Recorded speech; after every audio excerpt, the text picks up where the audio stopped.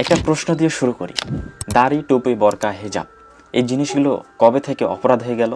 কবে থেকে এগুলো দেখলেই মানুষ ভাবতে শুরু করলো এরা উগ্রপন্থী, এরা খারাপ, এরা রাজাকার? এই ধারণাটা আসলে কোথা থেকে?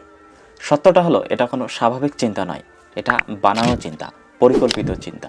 বছরের পর বছর ধরে একটা নির্দিষ্ট গোষ্ঠী, বাম, সেকুলার, নাস্তিক ধারার কিছু মানুষ এবং তাদের সহযোগী মিডিয়া মুসলিম সংস্কৃতিকে টার্গেট করে একটা ন্যারেটিভ তৈরি করেছে।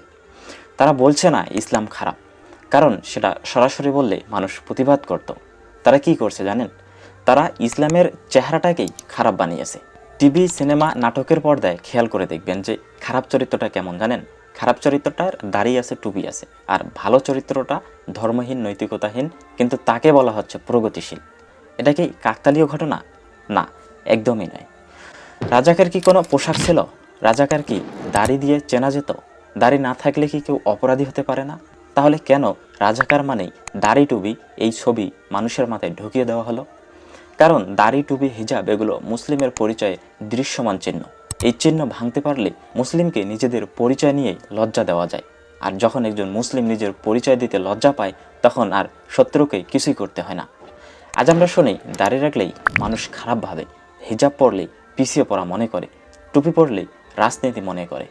এই কথা কে শেখালো আপনাকে? এটাই ন্যারেটিভ যুদ্ধ। এখানে বন্দুক নেই, ট্যাঙ্ক নেই, এখানে আছে স্ক্রিন, সংবাদ, নাটক, সিনেমা আর রিসিপটেশন। একই মিথ্যা যখন বারবার বলা হয়, তখন একদিন সেটা সত্য মনে হয়। সবচেয়ে ভয়ঙ্কর বিষয় কি জানেন? এই ন্যারেটিভ আজ কিছু মুসলিমও বিশ্বাস করে ফেলেছে। নিজের সংস্কৃতি, নিজের ইবাদত, নিজের পরিচয় এসব নিয়ে তারা নিজেরাই সন্দেহ করে। এটাই এই যুদ্ধের সবচেয়ে বড় জয়। তাহলে আমাদের করণীয় কি? এক নম্বরে হচ্ছে আমাদের এই ন্যারেটিভকে চিনতে শিখতে হবে, বুঝতে হবে যে কোনটা ন্যারেটিভ আর কোনটা ন্যারেটিভ নয়। 2 নম্বরে হচ্ছে নিজের পরিচয় নিয়ে লজ্জা পাওয়া বন্ধ করতে হবে। 3 নম্বরে হচ্ছে গালি দিয়ে নয়, যুক্তি দিয়ে কথা বলতে হবে।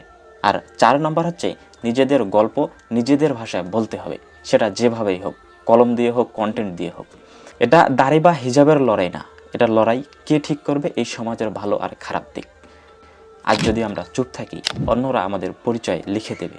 আর যদি আজ আমরা কথা বলি, তাহলে ন্যারেটিভ বদলাবে ইনশাআল্লাহ।